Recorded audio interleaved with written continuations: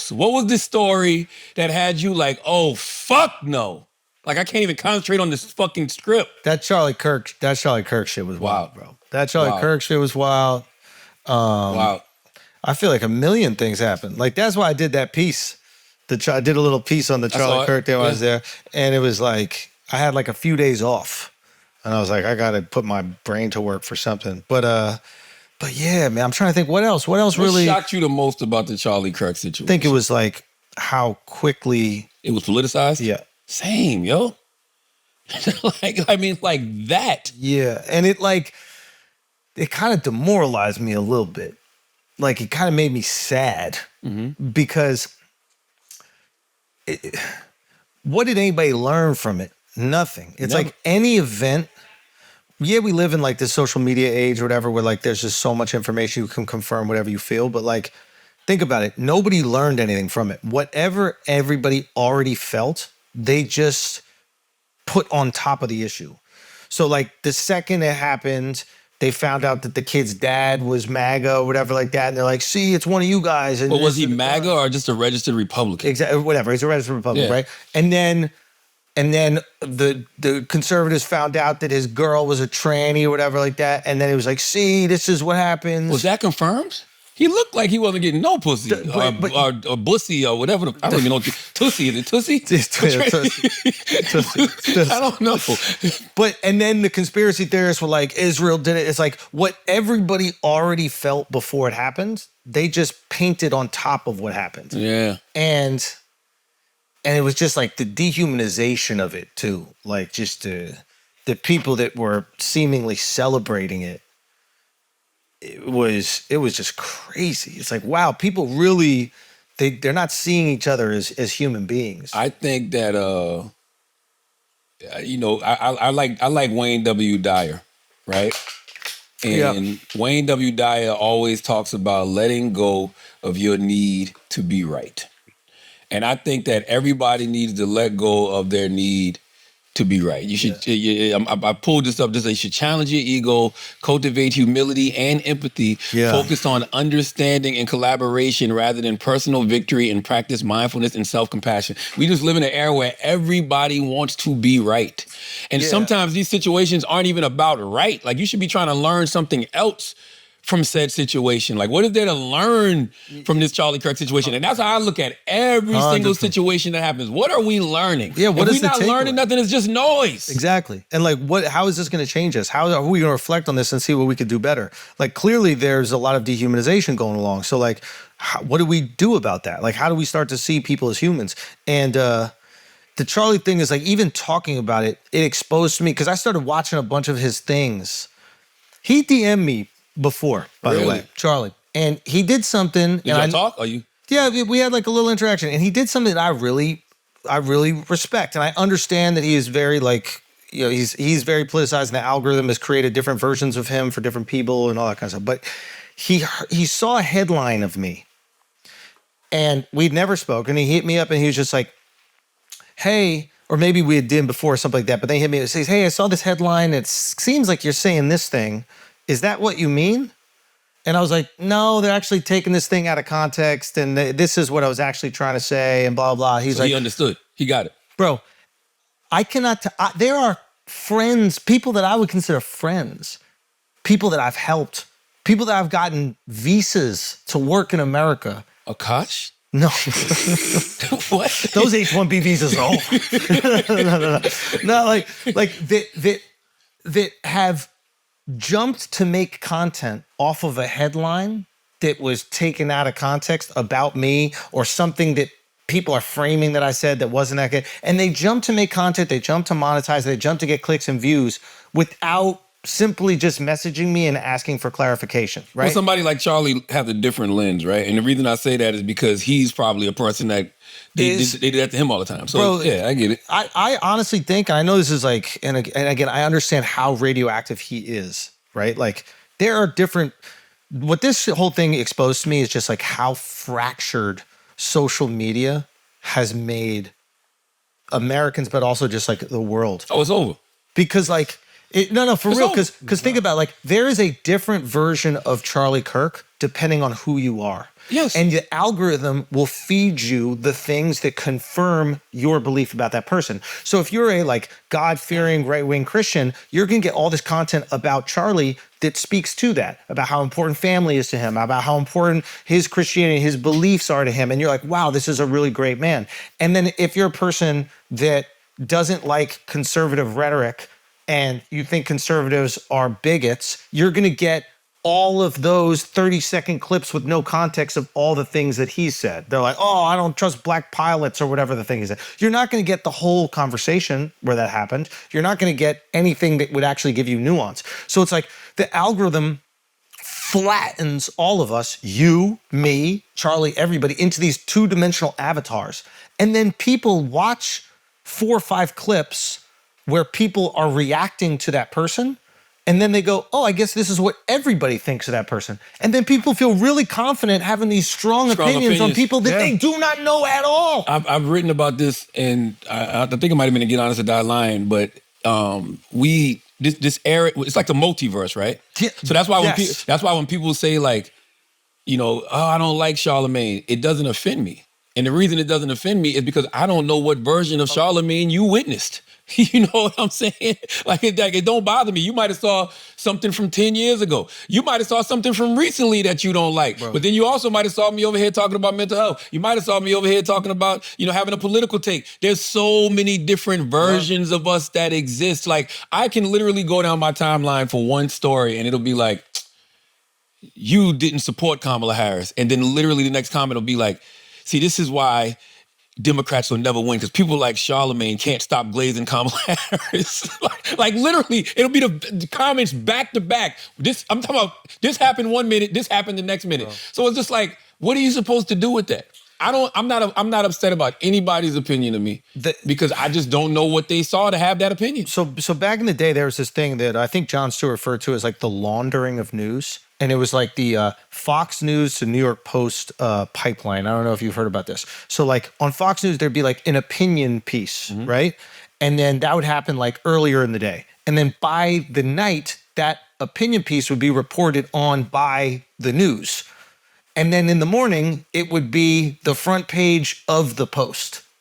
So you take an opinion and then you turn it into fact. Yeah. And now we don't really trust like traditional media anymore, right? Like, so this is part of Trump going fake news. It's also part of like legacy media, you know, pushing us into fucking wars and lying about weapons of mass destruction for years. So we have like lost some faith. But for some reason, we believe if we see a random person on TikTok saying something in their house. And they don't know what the fuck they talking about either. Exactly. None of these people, no, they don't know. There's no fact checking, nothing. But what it is it's not that we believe them. It's if we see 4 or 5 videos in a row, we think that's what everyone feels. Yeah. So the algorithm gives you this sense of this is what the world is feeling. And then we start going, well, if I don't feel that way, then I'll be an outsider. So then we go, I guess that's how I feel. Yo, I hear people say stuff like that. They'll be like, you know, this conversation is going all around the world because that's what their algorithm makes them feel. It's probably 20 people, bro. Like, it's literally probably 20 fucking people. You know the best conversation I saw about the Charlie Kirk shit? Ta-Nehisi Coates and Ezra Klein. Yeah. You know why? Because it was a good faith conversation. Yes. And it was 2 people who had 2 different opinions. Yep. They agreed to disagree. And I don't think either one of them were really that far apart on what they wanted their ultimate goal to be with said conversation. I think both of them were looking for sanity in all of this chaos. Yeah. You know what I'm saying? And Ta-Nehisi had a perspective, and Ezra had a perspective, and I don't even think Ezra's perspective was what Ta-Nehisi thought it was. Like Ta-Nehisi, and I'm probably pronouncing Ta-Nehisi's name all wrong, but y'all know I can't pronounce shit. Just go with Coates. Mr. Coates. Yeah. I think that Mr. Coates was saying he didn't like the whitewashing of Charlie Kirk, right? Because you should be able to discuss somebody's, when they pass, you should be able to discuss them in their whole totality. Like nothing should be fragmented. Everything should be on the table. And you can acknowledge what happened to him was wrong. Yes. You know what I'm saying? What happened to him was wrong. What happened to him was tragic. I wouldn't wish that on anybody, right? Because I wouldn't want something like that to happen to me just because somebody doesn't agree with my opinion. 100%. But we should still be able to discuss their whole legacy and its, totality. And I guess that's what he didn't like about Ezra Klein's approach. And I don't even think that's what Ezra was trying to do. No, I don't think. I think what Ezra was trying to do is basically say, like, we have to if you actually want to win an election, you have to widen the scope of acceptability of the people into your coalition. Mm-hmm. So it's like, if Democrats are going to win, they can't just be pointing fingers and saying that people aren't good enough and that they're not liberal enough and they're not accepting enough, right? That's why he brought up the deplorables with Hillary Clinton. With Hillary Clinton. And, like, I actually think what Ezra is saying is, like, he's operating in the real world. Ezra is going, hey, I actually care about winning elections. Ta-Nehisi too, though. Sure. Ta-Nehisi said I would have never said the deplorable comment. I've been obsessing recently for a piece I've been writing about the Hillary Clinton deplorables comment, and I want to play it. To just be grossly generalistic, you could put half of Trump's supporters into what I call the basket of deplorables.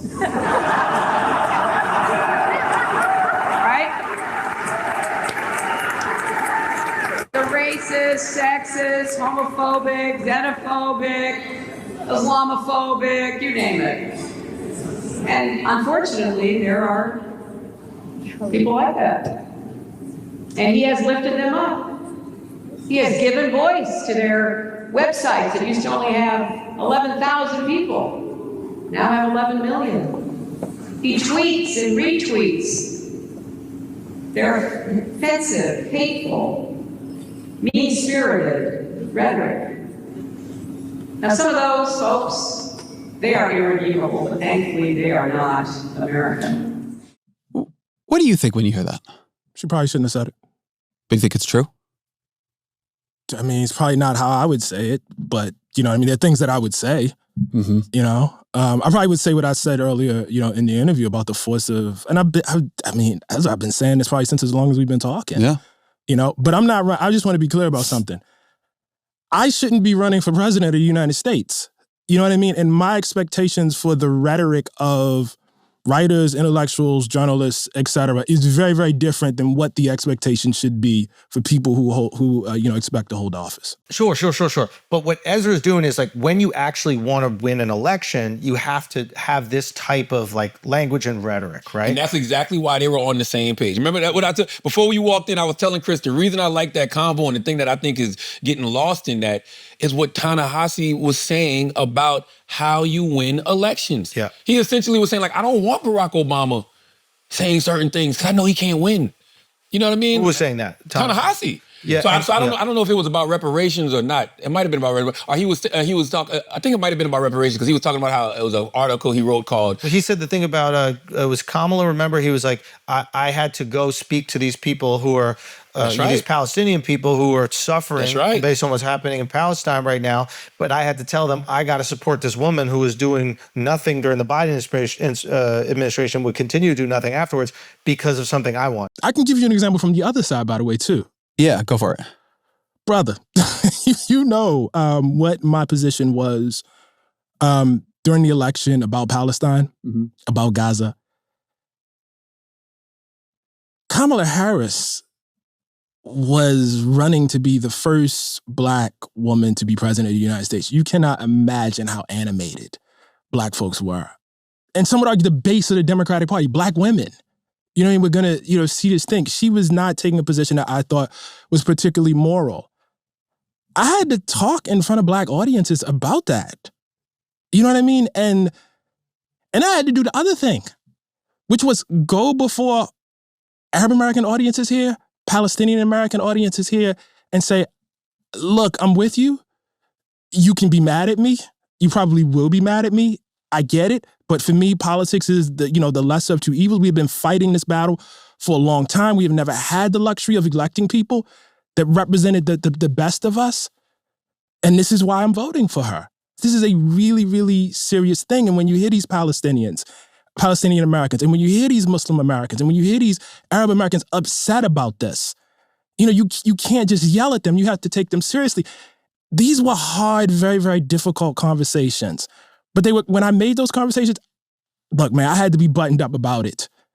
And like, that's a mature way of looking at politics. That's right. But the problem is the algorithm does not care about mature ways of looking at anything. If you look at a lot of the reaction to that interview, it's not same conversation. It's finger pointing. It's, oh, Ezra missed this, and oh, Ta-Nehisi this, that. And it's just like, because that's what works. The rage bait works online. And I actually hit up Ezra about it. I was like, you're doing the right thing, but you got it. I hope you're ready for when you're a nuanced person, you get to piss off everybody. Right. Because there's so much reward online in engaging in saying, oh, this person's sitting on the fence, or this person, Well, maybe we need to get closer to the fence. I enjoyed the You know what I mean? Listen, I enjoyed the conversation. I thought they probably agreed on more things than that they disagreed on. But Yeah. even when they disagreed, it was just a civil, good faith conversation. Yes. They're also friends, which helps. Yeah, Sure. They talk. Yeah, they say they talk respect off each air. other, Yeah, right, yeah, and that kind of yeah. stuff. And then, that there was a point where I think that I think Ta-Nehisi was like, I have a different responsibility. I'm a journalist, right? Like, so I think I talk about these things and I share my opinions on this. I'm not like running for elected office,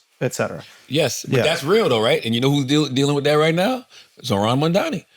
You know what I'm saying? Like, it's different when you're an activist and you're Yeah. saying certain things, but now you're running for office. You gotta build a and coalition. You get into the finish line, you like, oh. You got to pull people in. And those same people that were supporting him, you got a lot of people that's just like, what are you doing? Why did you say that? Blah, blah, blah. And it's just like, yo, he's trying to win an election, y'all. Yeah.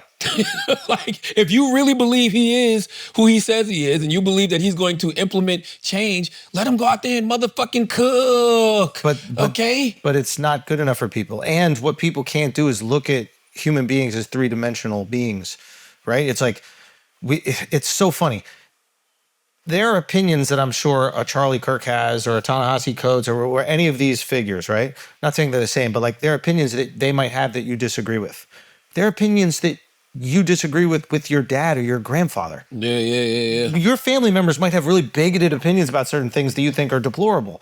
But at the same time, you love how they treat their grandma. They were at every single one of your football games. You know they love you more than anything in the world. So it doesn't make But would you love them the same way if they had the ability in scale to impact people's lives? No. Let me get to that point, because I think what you're saying makes sense. What I'm saying is you have the ability to just see them as a human, right? Right, you sure. see things that they have that are flaws. Sure. But they're still a human.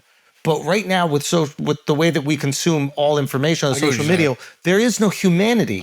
All you are a collection of ideas that I hate, or a collection of ideas that I love.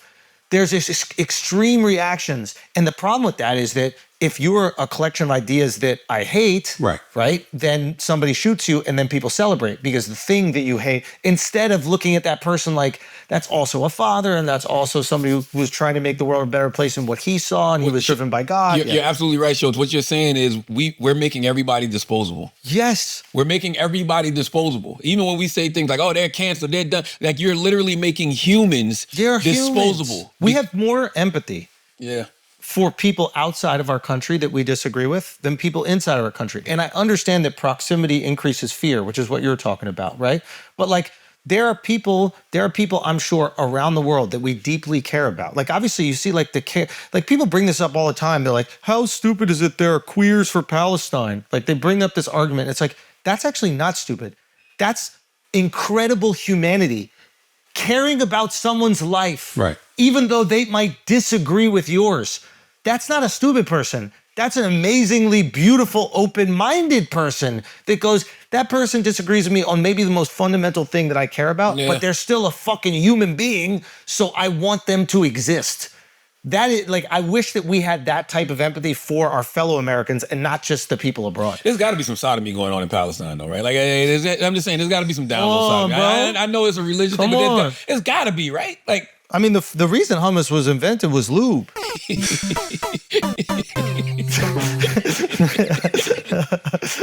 That's some tasty lube. There's a famous quote about, it's... Hummus?